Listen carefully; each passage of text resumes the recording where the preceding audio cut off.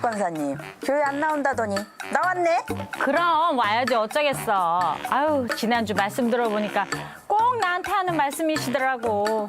나와야지 뭐. 하긴 김장도 내 담당이잖아요. 내가 내년에 김장 맛있게 하려고 강경에 새우젓집 알아놨어.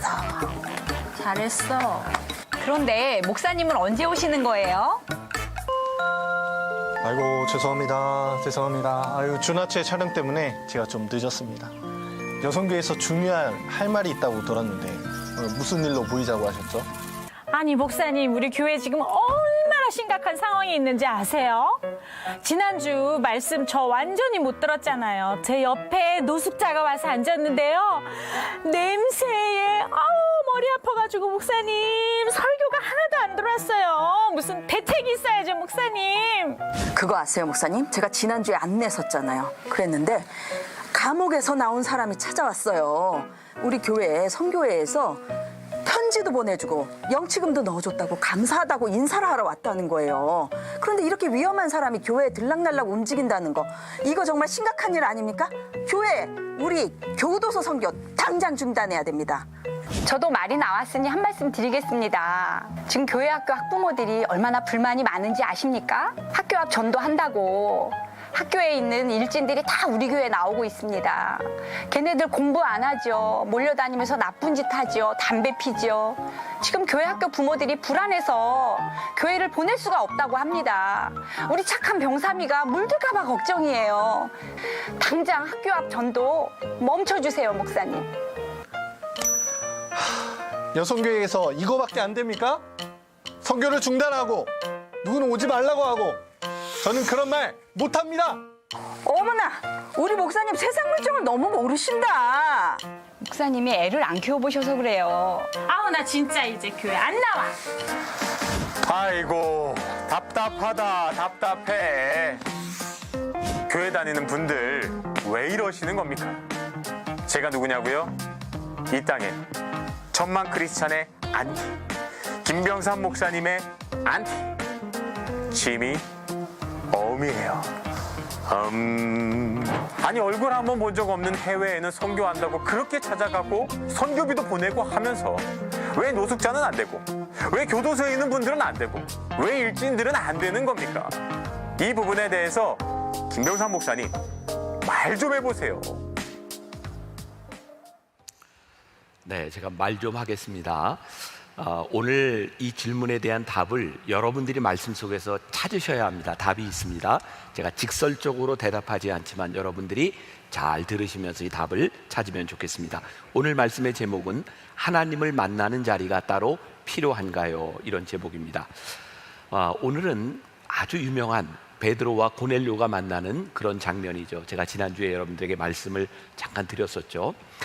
어쩌면 결단의 순간에 서 있던 이 베드로와 고넬료의 이 만남은 결코 우연이 아니다라는 말로 시작해 보려고 합니다.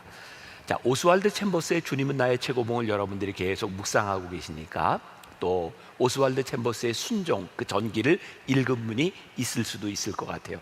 그 오스왈드 챔버스의 전기에 보면 이런 이야기가 나옵니다. 오스왈드 챔버스를 아는 사람들이 그를 기억하는 거죠. 오스왈드 챔버스는 말씀을 전하기 전에 늘 어디론가 사라졌다가 돌아오곤 했답니다. 기도하는 시간을 가졌던 거죠. 그런데 챔버스는 사람들에게 이렇게 이야기를 했답니다. 저는 말씀을 준비하기 위해서가 아니라 나 자신을 준비하기 위해서 기도합니다. 좀 굉장히 중요한 의미라고 생각하거든요. 말씀을 준비하기 위해서가 아니라 나 자신을 준비하기 위해서 저는 기도합니다. 오늘 말씀은 본문은 우리가 굉장히 많이 들었던 그런 말씀입니다. 베드로가 고넬료를 만나지 않았더라면 어떻게 됐을까? 이런 말씀을 여러 번 들어보셨을 거예요. 베드로가 자신이 가지고 있었던 유대인의 고정관념을 버리지 않았더라면 어떻게 됐을까? 이런 질문을 가지고 이 말씀을 여러 번 들어보셨을 거예요. 저는 이 부분을 조금 다른 관점에서 풀어가 보려고 합니다. 오늘 말씀을 묵상하고 준비하다가 저는 베드로가 고넬료를 만나지 않았다면 어땠을까라고 하는 전통적인 물음보다 베드로와 고넬료가 만날 수밖에 없었던 필연적인 이유, 그래서 제가 이 소제목을 둘의 만남, 그것은 결코 우연이 아니었다 라는 제목을 달아보았거든요. 자, 여러분들이 어떤 관점으로 이 말씀을 보아야 된다고요? 베드로와 고넬료가 만날 수밖에 없었던 필연적인 이유를 찾는 것이 오늘 훨씬 더 중요한 말씀의 포인트가 될 것 같습니다. 자, 우리들이 가지고 있었던 기존의 관점을 다시 한번 되짚어 봅니다. 하나는 이런 거죠. 고넬료의 입장에서 볼 때 베드로에게 사람을 보내서 베드로를 초청하는 것이 쉽지 않았겠다. 왜? 그 당시에 사회적인 통념, 종교적인 차이, 문화적인 이질성. 그러니까 이탈리아 부대의 백부장이었던 고넬료가 베드로에게 사람을 보내는 것이 쉽지 않았겠다. 그런데 고넬료가 이렇게 사람을 보냈던 것은 하나님의 음성을 들었기 때문이죠. 자, 잘 아는 말씀, 사도행전 10장 5절과 6절 말씀. 내가 지금 사람들을 요바에 보내어 베드로라 하는 시몬을 청하라. 그는 무드장이 시몬의 집에 유숙하니 그 집은 해변에 있더라. 고넬료가 하나님의 음성을 듣고 순종하는 것이 참 쉽지 않았을 것이다 라고 하는 것을 우리들이 유추해 볼 수 있고, 우리는 그동안 이 고넬료의 믿음이 귀하다 이런 것들을 많이 들어왔어요. 또 다른 하나, 고넬료의 초청에 베드로가 응하는 것도 쉽지 않았을 것이다. 고넬료와 동일한 입장에서 그랬을 것이라는 거죠. 자, 사도행전 10장 19절과 20절 말씀을 봐요. 베드로가 그 환상에 대하여 생각할 때 성령께서 그에게 말씀하시되 두 사람이 너를 찾으니 일어나 내려가 의심하지 말고 함께 가라. 내가 그들을 보내었느니라 하시니. 고넬료와 마찬가지로 베드로에게도 이 말씀에 순종하는 것이 쉽지 않았어요.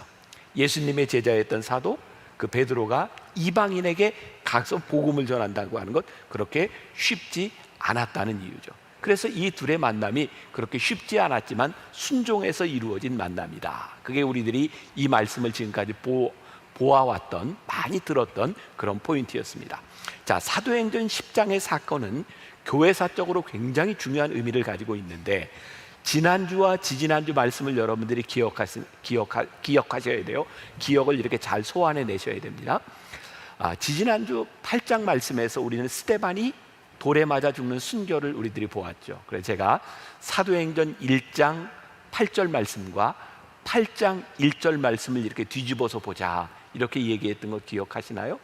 스데반이 돌에 맞았던 것은 우연한 일이 아니라 하나님의 계획 가운데서 일어난 일이었다. 어떤 계획? 사도행전 1장 8절 말씀에 오직 성령이 너희에게 임하시면 너희가 권능을 받고 예루살렘과 온 유대와 사마리아와 땅끝까지 이르러 내 증인이 되리라 라고 하신 말씀을 하나님이 이루어 가시는 과정이라고 이야기를 했어요. 그리고 스데반을 돌로 쳐 죽이는 현장에 있었던 사울이 9장에 가서 보면 회심을 하게 되죠. 다메섹 도상에서 부활하신 주님을 만나게 됩니다. 그리고 이제부터 사도행전은 주인공이 바뀐다 그랬어요. 이제 사울이 바울이 되어서 복음을 전하는 장면들이 나오게 됩니다. 그 어떤 것도 이 사도행전에 나와 있는 이 말씀들은 즉흥적인 것이 아니라 하나님의 계획 속에 이루어지고 있다. 자, 오늘 말씀을 듣는 여러분들에게 오늘 제가 도전을 하고 싶은 거예요. 여러분들이 이 말씀을 마음에 넣고 이 말씀을 함께 들어야 되는 거예요. 지금 나에게 일어나는 일들을 나는 하나님의 계획 가운데 일어나고 있는 일이라고 확신하고 있는가? 오늘 여러분들이 하고 있는 그 일들 가운데서, 여러분들의 신앙 가운데서 우리는 이것을 확신할 수 있겠는가? 하나님의 계획의 중심에 오늘 베드로와 고넬료라고 하는 두 사람의 만남이 있고, 이들이 결단의 순간을 맞이하게 된 거죠. 내가 베드로에게 사람을 보내야 돼, 내가 고넬료를 만나야 돼, 이런 결단의 순간들을 맞이하고 있는 거예요. 자, 여러분, 성경에 나오는 많은 인물들을 보세요. 그 사람들이 어떤 사람인가요? 그 사람들이 거기 당연히 있어야 될 사람들이라고 생각하시나요? 성경을 우리들이 조금 깊이 본다면 성경에 나와 있는 인물들은 거기 꼭 있어야 되는 인물들이 아니라 그들의 인생의 결정적인 순간에 하나님이 부르실 때 응답했던 사람들, 하나님의 부르심에 순종했던 사람들이 성경에 나와 있는 거예요. 자, 다시 말씀드려요.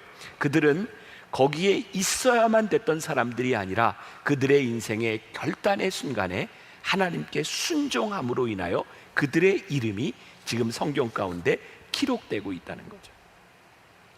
하나님의 계획 가운데 캐스팅된 사람들, 그런데 그 그 캐스팅이 부적절하다면 그들은 역사 가운데서 사라지게 될 것이고, 하나님께서 우리를 부르시는 계획 가운데 응답하는 사람들, 적절한 사람들이 하나님 앞에 쓰임받고 있다는 사실이에요. 제가 이 말씀을 이렇게 준비하던 때 제가 기사를 하나 보게 되었는데, 여러분들 심은경이라고 하는 영화 배우를 아세요? 혹시 모르는 분을 위해서 얼굴을 좀 보여주세요. 수상한 그녀라고 하는 작품을 통해서 잘 알려진 여배우죠. 2014년에 20살의 나이로 백상예술대상 최우수 연기상을 수상합니다.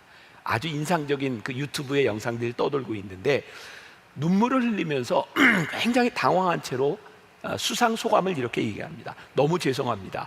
어린 제가 받아서. 그리고 말을 잇지 못해요.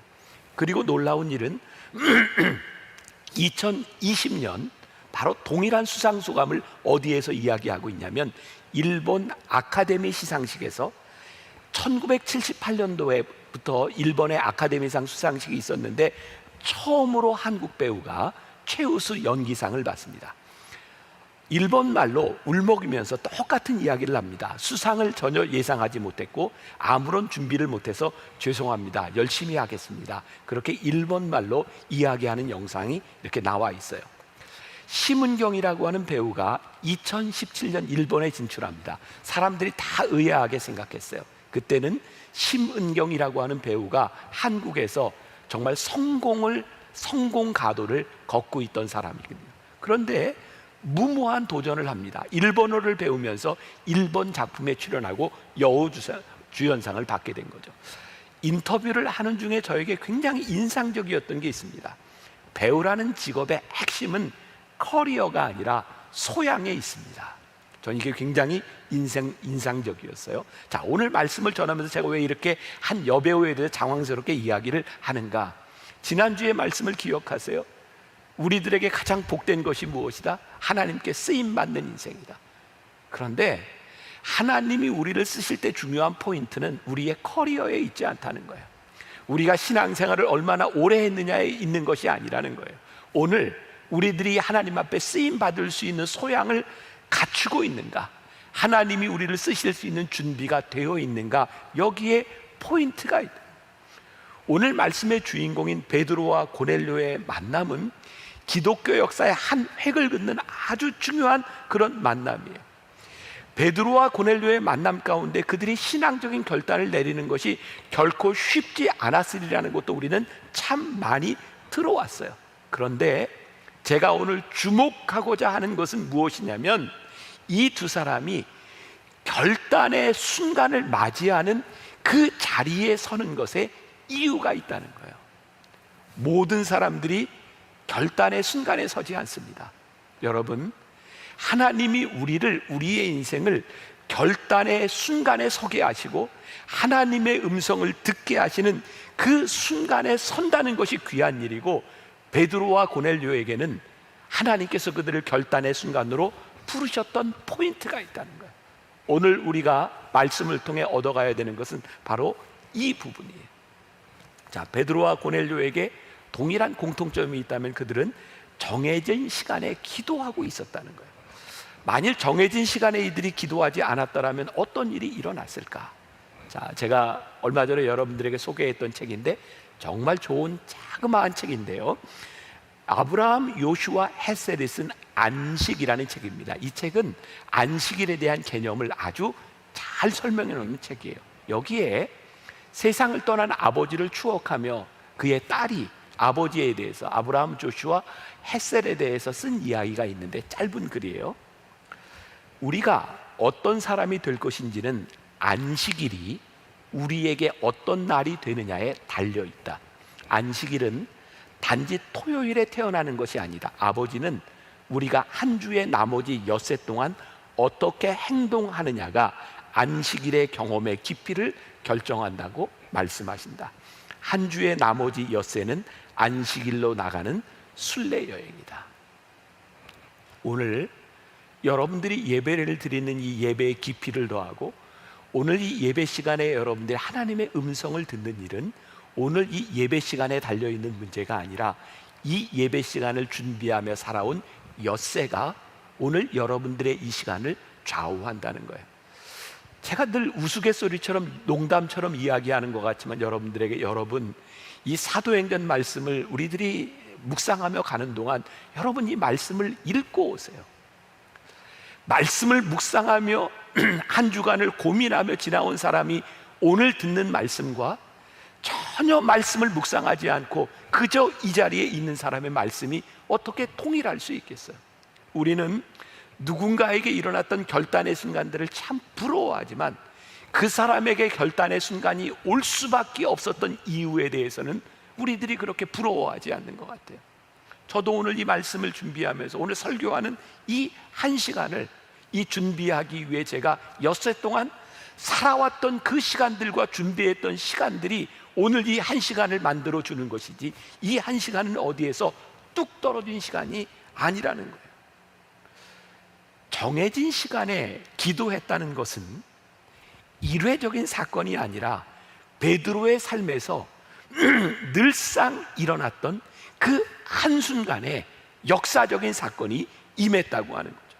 적어도 그의 삶을 거룩하게 만드는 과정을 통해 그 순간이 구별되고 있다.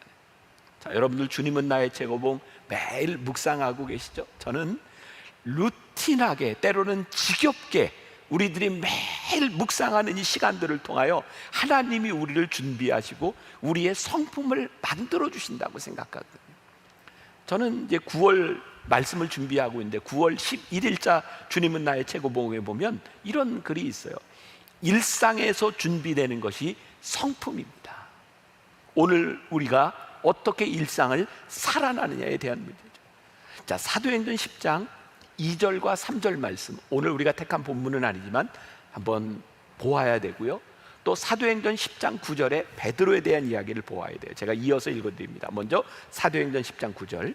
이튿날 그들이 길을 가다가 그 성에 가까이 갔을 그때에 베드로가 기도하려고 지붕에 올라가니 그 시각은 제6시더라. 그 6시는 지금으로 이야기하면 12시 정오를 이야기합니다. 자, 사도행전 10장 2절과 3절 말씀. 그가 경건하여 온 집안과 더불어, 고넬료입니다, 하나님을 경외하며 백성을 많이 구제하고 하나님께 항상 기도하더니 하루는 제9시쯤 돼요. 오늘날로 이야기하면 오후 3시입니다. 환상 중에 밝히 봄에 하나님의 사자가 들어와 이르되 고넬료야 하니. 정오쯤 되는 시간, 오후 3시쯤 되는 시간, 이 시간을 그들은 늘 구별하고 있었다는 거예요. 자, 예수님의 제자들이 마가의 다락방에서 120명의 문도가 성령을 체험합니다. 그리고 첫 번째 행한 기적이 사도행전 3장에 나온다 그랬죠. 미문 앞에 있는 안진뱅이를 일으킨 사건이에요. 바로 사도행전 3장 1절 그 기적을 일으키던 그 시간의 도입이 이렇게 나와 있어요. 성경에 제9시 기도 시간에 베드로와 요한이 성전에 올라갈세. 그러니까 베드로와 요한은 제자들은 성령을 체험하고 난 후에 그들이 정해진 시간에 기도하고 있었다는 것을 알 수 있죠. 그런데 문제가 생겼어요. 스데반의 죽음으로 인해, 순교로 인해 예루살렘에 있는 교회에 박해가 이르게 되었고, 이제 공적인 장소에서 사람들이 보는 곳에서 그렇게 쉽게 정해진 시간에 기도할 수 없게 되었고, 무슨 이유인지 모르지만 지금 베드로는 예루살렘에 머무르는 것이 아니라 욥바라고 하는 곳에 머무르게 되었어요. 베드로는요, 그가 늘 기도하던 예루살렘에서 정해진 시간에 기도할 수 없는 그 상황 가운데서 늘 기도하던 장소의 문제가 아니라 지금 그가 머물고 있는 욥바에서 여전히 그는 그 시간에 기도하고 있었다. 아마 그러면 여러분들은 저에게 그런 질문을 던지실지 모르겠어요. 목사님은 그 시간이 언제예요? 저는요, 늘 새벽에 일어나면 아무에게도 방해받지 않는, 때로는 1시간, 2시간, 3시간, 4시간 아침에 있는 저에게 정해진 시간이 저에게 가장 복된 시간이고 말씀을 준비하는 시간이고 저에게 주어진 하나님과의 관계의 시간. 오늘 말씀해 보니까 베드로가 기도하러 정오에 어디로 올라갔다? 지붕에 올라갔다고 되어 있어요. 어떤 생각이 드세요? 왜 지붕에 올라갔을까요? 저에겐 그런 생각이 들어요. 지붕은 생활권과 분리된 아무도 오지 않는 장소, 하나님과의 밀접한 친밀한 교제를 가지고 올 수 있는 장소, 그 장소에서 베드로는 그의 인생의 중요한 결단의 순간을 맞이하고 있다는 거예요. 또 아주 흥미로운 것을 이렇게 보게 됩니다. 사도행전 10장 10절, 그가 시장하여 먹고자 하매 사람들이 준비할 때에 황홀한 중에, 자, 이건 제가 조금 지나친 해석일 수도 있겠지만 하나님께서 우리들에게 다가오시는 방식이요, 베드로가 12시 점심시간에 기도하러 올라갔는데 하나님께서 환상을 주시는 게 뭐였냐면 먹을 걸로 환상을 주세요. 얼마나 관심이 가는 일이겠습니까? 저는 그런 생각이 들어요. 우리가 하나님과 교제의 시간을 가질 때 하나님은요, 일상적인 우리들의 삶에서 정해진 특별한 때를 맞이할 때 하나님은 우리들이 이해할 수 있는 방식, 또 우리들의 삶에 가장 민감한 방법으로 우리들에게 다가오셔서 우리들에게 말씀을 주시는 분이라는 거예요. 베드로는 바로 그 순간을 맞이하고 있어요. 자, 고넬료의 이야기로 좀 돌아갑니다.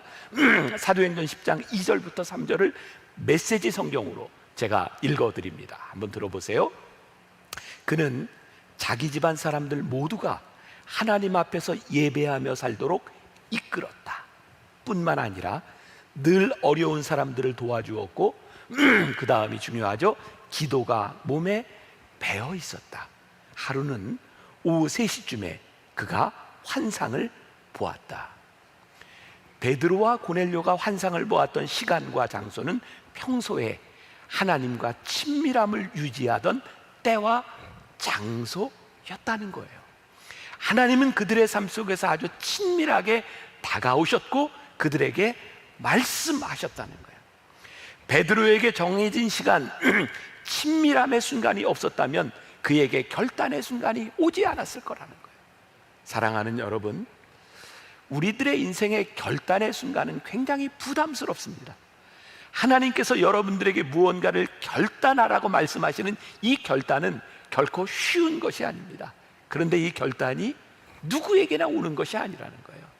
그리고 더 중요한 것은 우리들에게 결단의 순간이 왔다고 하는 것은 우리들이 순종의 기쁨을 맛볼 수 있는 순간이 왔다는 거예요.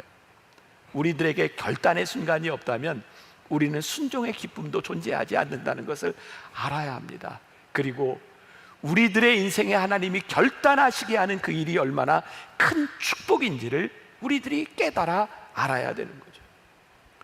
베드로와 고넬료는 왜 고민했을까요? 우리가 잘 아는 이야기죠. 사도행전 10장 11절부터 15절까지에 보면 하늘로부터 보자기에 쌓인 짐승들이 이렇게 내려오고 유대인의 율법에 의하면 그거 먹지 못하는 거였어요. 하나님께서 뭐라고 말씀하세요? 먹어라. 먹지 못한다는 거예요. 먹어라. 먹지 못한다는 거예요. 우리는 늘 참 신기한 포인트들을 접하게 되죠. 아니, 베드로, 예수님의 수제자였던, 성령을 체험했던 베드로가요, 하나님의 음성을 듣고도 순종이 안 되는 겁니다. 진짜 놀라운 일입니다. 결단의 순간 하나님의 음성을 듣고도 순종이 되지 않는다. 제가 신학교를 다닐 때 그런 생각을 했었어요. 참 신기한 생각이었죠. 야, 어떻게 예수님 당시에 저 유대인들이 예수님을 믿지 않았을까? 아니, 예수님이 말씀하시는 그 육성으로 직접 들었던 사람들, 예수님이 죽은 자를 살리신 것을 눈앞에서 보았던 사람들, 물로 포도주를 만드는 것을 자기 눈앞에서 보았던 사람들이 예수님을 믿지 않는 거예요. 그런데 그럴 수밖에 없는 이유가 무엇이냐면 사람들은 예수님이 행하시는 일을 바라보면서도 그들의 상식과 그들이 가지고 있는 생각들을 그렇게 쉽게 바꾸려고 하지 않는다는 거예요. 예수님이 기적을 행하셔도 저건 있을 수 없는 일이야 라고 생각하면 그 기적이 마음속에 들어오지 않는 거예요. 베드로가 정해진 시간에 기도하는 사람이었는데 그 시간에 하나님께서 나타나셔서 이거 먹으라고 말씀하시는데도 하나님의 말씀에 순종하는 것이 쉽지 않은 거예요. 사랑하는 여러분, 오늘 이 시간 우리들이 깨어져야 될 것이 무엇일까요? 하나님의 말씀 앞에서 하나님이 우리들에게 말씀하실 때에 우리들이 그동안 가지고 있었던 우리들의 생각들, 우리의 관념들, 우리들의 습관들, 이것들이 깨어져 내리지 않으면 우리는 결단의 순간에 설 수 없다는 것이 오늘 우리의 신앙이 얼마나 중요한 일인지 몰라요. 여러분들에게 참 좋은 책 제가 요즘 많이 소개하고 있는데 그 중에 하나가 C.S. 루이스의 순전한 기독교입니다. 정말 좋은 책입니다. 진짜 추천하고 싶은 책이에요. 순전한 기독교, Mere Christianity라고 하는 책입니다. 이 순전한 기독교 서문에 C.S. 루이스가 이 책을 쓰게 된 동기에 대해서 이렇게 이야기를 합니다. 저는 이른바 나의 종교를 설명하기 위해서가 아니라 순전한 기독교, Mere Christianity, 진짜 기독교, 제가 태어나기 오래전부터 저의 호호, 제가 좋아하고 싫어하고 이런 것과 관계없이 그러했으며 지금도 그러한 기독교를 설명하기 위해 이 책을 쓰고 있습니다. 이 구절이 저에게 확 다가왔어요. 내가 믿고 내가 생각하고 내가 좋아하고 내가 싫어하는 것이 아니라 진짜 하나님의 말씀, 하나님이 우리들에게 말씀하시는 그거 우리들이 붙들어야 참다운 신앙, 우리들이 결단의 순간을 맞이하게 된다고 하는 거죠. 그럼 참 무섭지 않습니까? 내가 가지고 있는 신앙의 확신 때문에 하나님의 인도하심을 받지 못할 수도 있고, 내가 가지고 있는 신앙의 확신 때문에 하나님의 음성이 나에게 들어오지 않을 수 있다고 하는 것이 참 무섭다는 생각이 들지 않았어요. 자, 오늘 도입 부분에 있었던 질문에 대한 답을 여러분들이 들으면서 찾으셔야 돼요. 우리나라 선교 초기에 있었던 이야기입니다. 양화진에 가면 지금도 그 무덤 가운데 하나가 새무엘 무어 선교사의 무덤이 있습니다. 1892년 32살의 나이에 조선 땅을 밟았던 새무엘 무어 선교사는 지금의 소공동 롯데 자리에, 그 당시에 거기가 곤당골이라고 불렸대요. 곤당골, 거기에 두 번째 장로교회를 개척합니다. 그리고 주로 이 사무엘 무어 선교사는 학생들을 가르치는 일을 많이 했는데, 그 당시 예수학당에 봉주라고 하는 아이가 하나 있었는데 그 아이의 아버지는 박씨라고 불리는 사람이었대요. 당시 조선시대의 백정은 사람 취급을 받지 못했던 그런 신분이었죠. 그런데 이 봉주의 아버지가 백정이 장티푸스로 죽게 되었다는 이야기를 듣고 이 무어 선교사가 당시 고종 황제의 어이였던 에비슨 선교사를 데리고 가서 그 병을 고쳐줍니다. 얼마나 감동적이었겠습니까? 그래서 이 백씨가 교회에 나오게 됩니다. 예수님을 믿게 됩니다. 박성춘이라고 하는 이름도 받게 됩니다. 문제는 그 곤당골 교회에 이미 성도들이 있었는데 대부분 양반들이었는데 이 사람들이 데몬스트레이션을 일으킨 거예요. 백정들과 우리는 함께 예배를 드릴 수 없습니다. 그러나 사무엘 무어 선교사는 그들의 이야기를 듣지 않습니다. 아니요, 우리는 같이 예배를 드립니다. 그랬더니 양반들이 이렇게 얘기를 합니다. 그러면 같이 예배 드리는 것까지는 우리가 양보를 하는데 그러면 자리를 분리해 주십시오. 무어 선교사가 얘기합니다. 아니요, 그럴 수 없습니다. 그래서 양반들이 다 교회를 나갑니다. 그리고 홍문동에 그들만의 교회를 개척합니다. 잘 들으세요? 흥미롭죠? 하나님의 인도하심이 아니라 자신들의 생각에 맞지 않아서 교회 개척이 이루어진 거예요. 우리 기독교 역사 가운데, 우리 주변에 일어나는 일들 가운데 교회가 개척되는 일들을 보세요. 하나님의 인도하심이 아닌 내 생각에 맞지 않는 것 때문에 우리들이 얼마나 갈라지고 싸우고 있는지. 그런데 얼마 지나지 않아서 홍문동에 있는 그 양반들이 무어선교에서 찾아와서 잘못을 회개하고 교회가 합쳐집니다. 그 당시 그 교회 이름을 승동교회로 바꾸게 됩니다. 여러분들 잘 알고 있는 승동교회죠. 그 교회에는 100여 명의 교인이 모였는데 그 중에 30명이 백정이었다고 합니다. 얼마 지나서 이 박성춘이라고 하는 이 백정이 승동교회 장로가 되었고, 그 교회 왕의 후손 중에 하나였던 이재형이라는 분이 장로가 됩니다. 당시 승동교회에 백정과 왕족과 양반들이 함께 예배를 드리는 일들이 그 시대의 그들의 관념으로 이루어질 수 없는 일들이 거기에서 이루어지고 있었어요. 이 승동교회에서 사무엘 무어 선교사와 함께 사람들은 드디어 조선 정부의 백정 해방을 위한 운동을 벌이게 되었고, 드디어 백정들이 조선의 국민이라고 하는 하나의 사람으로 인정을 받기 시작하죠. 그 당시 선교서 중에 하나는 이런 이야기를 썼어요. 당시 무어 선교사가 함께했던 백정 해방 운동은 미국 역사에 있었던 아브라함 링컨이 흑인을 해방한 운동보다 훨씬 더 큰 일이었다. 무호 선교사는 사역을 시작한 지 14년 만에 1906년 장티푸스로 46살의 나이에 세상을 떠납니다. 하나님은 왜 이렇게 좋은 사람들을 일찍 데려가시는지 모르겠어요. 그런데 그의 죽음으로 역사가 끝난 것이 아니라 바로 그 첫 번째 아이 봉주라고 하는 아이가 세브란스의 전신인 제중원에서 일기로 졸업을 하고 당시 어이였던 에비슨 선교사와 함께 10년 동안 박서양이라는 이름으로 제중원의 교수로 재직합니다. 제가 무슨 이야기를 하고 싶은가요? 베드로와 고넬료에게 일어났던 이 일이 동일한 이야기가 아닌가요? 저에게 성경 구절이 두 개가 떠올랐어요. 하나는 창세기 50장 20절 말씀이었는데요. 요셉이 이야기하죠. 당신들은 나를 해하려 하였으나 하나님은 그것을 선으로 바꾸사 오늘과 같이 많은 백성의 생명을 구원하게 하시려 하셨나니. 롬파리팔 로마서 8장 28절 새 번역으로 봅니다. 하나님을 사랑하는 사람들 곧 그 하나님의 뜻대로 부르심을 받은 사람에게는 모든 일이 서로 합력하여 선을 이룬다는 것을 우리는 압니다. 하나님께 쓰임받는 것이 분명하다면 그 과정이 어려울지라도 회복시켜 주시는 하나님, 우리에게 용납이 되지 않는 것들을 하나님께서 이루어 가시는 그 하나님.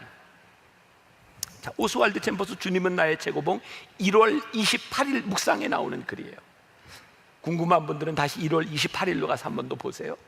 고집을 부리며 자기 주장대로 하면서 자신의 야망을 이루려고 할 때마다 우리는 예수님의 마음을 아프게 합니다.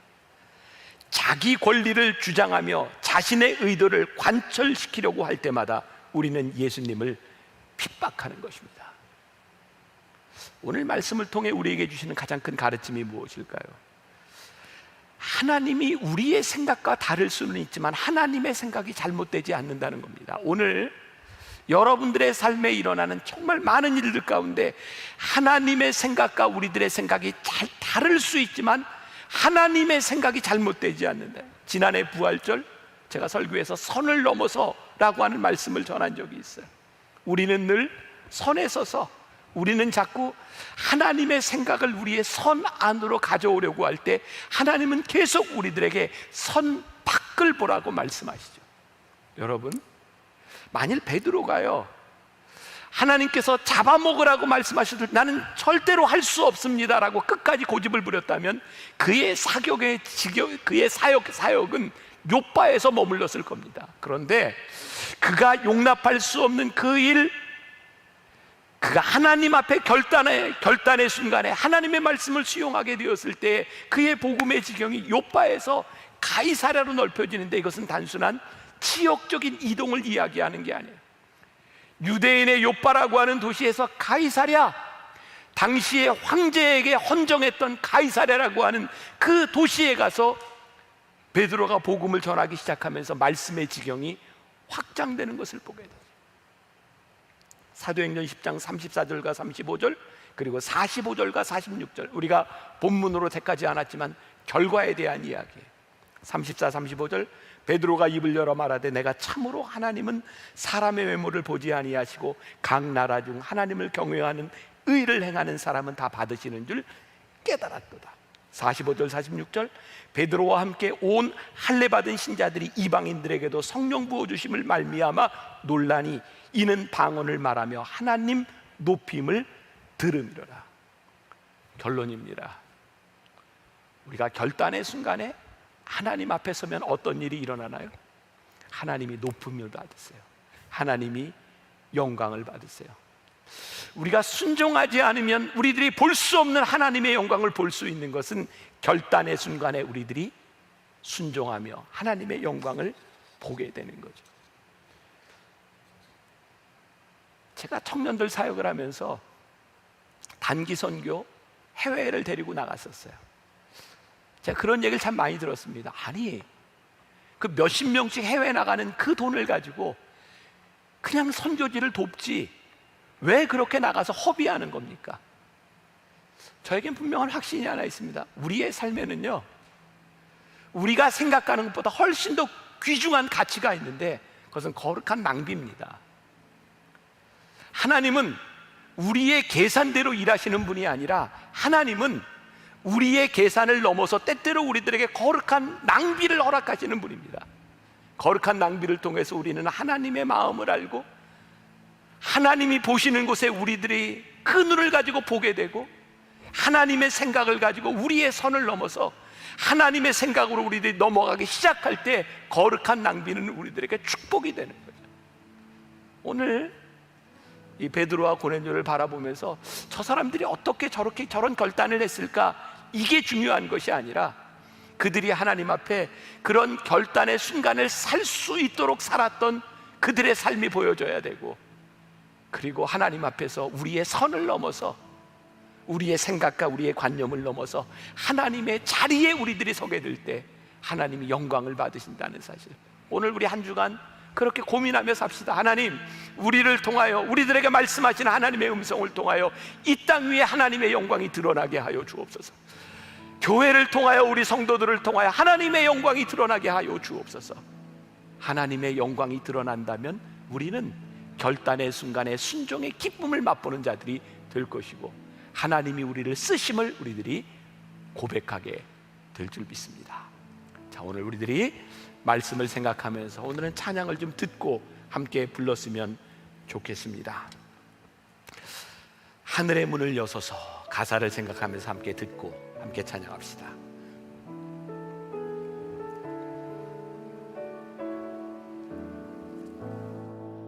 하늘의 문을 여소서, 이곳을 주목하소서. 주를 향한 노래가 꺼지지 않으니 하늘을 열고 보소서. 이곳에 임재하소서. 주님을 기다립니다. 기도의 향기가 하늘에 닿으니 주여 임재하여 주소서. 이곳에 오셔서 이곳에 앉으소서. 이곳에서 드리는 예배를 받으소서. 주님의 이름이, 주님의 이름만이, 오직 주의 이름만 이곳에 있습니다. 내 마음의 한 자리, 가장 귀한 그 자리, 주 오셔서 앉으소서. 주님만 나의 보배. 내 마음의 한 자리, 가장 귀한 그 자리, 주 오셔서 다스리소서. 주님만 나의 영광. 내 마음의 한 자리, 내 마음의 한 자리, 가장 귀한 그 자리, 주 오셔서 앉으소서. 주님만 나의 보배. 내 마음의 한 자리, 가장 귀한 그 자리,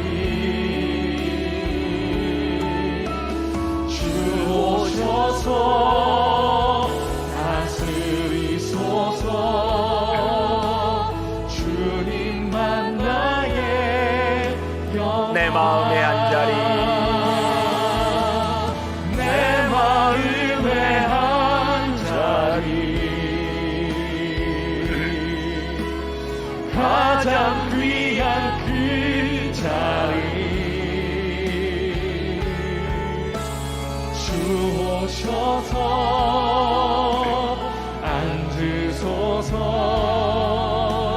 주님 만나게 보배 내 마음의 한 자리 가장 귀한 그 자리 주 오셔서 다스리소서 주님만 나의 영광.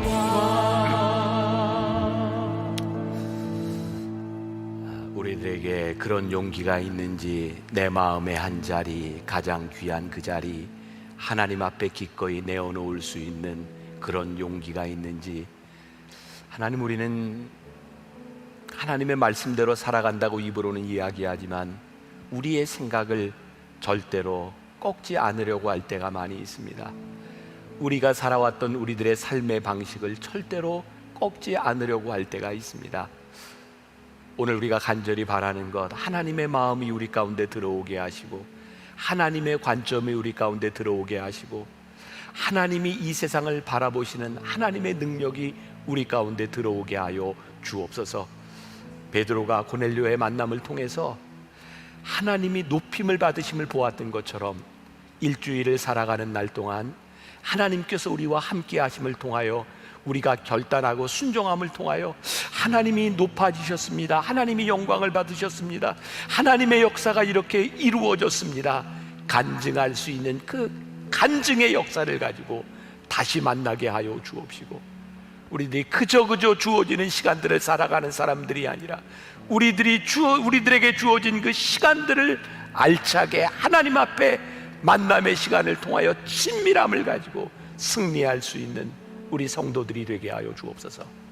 지금은 우리 주 예수 그리스도의 은혜와 하나님 아버지의 무한하신 사랑과 성령의 인도하심이 주님 앞에 우리의 마음 가장 귀한 한 자리 내어놓기를 소원하며 이 세상으로 나가는 당신의 사랑하는 모든 백성들 위해 지금부터 영원까지 함께 하시기를 간절히 축원하옵나이다. 아멘.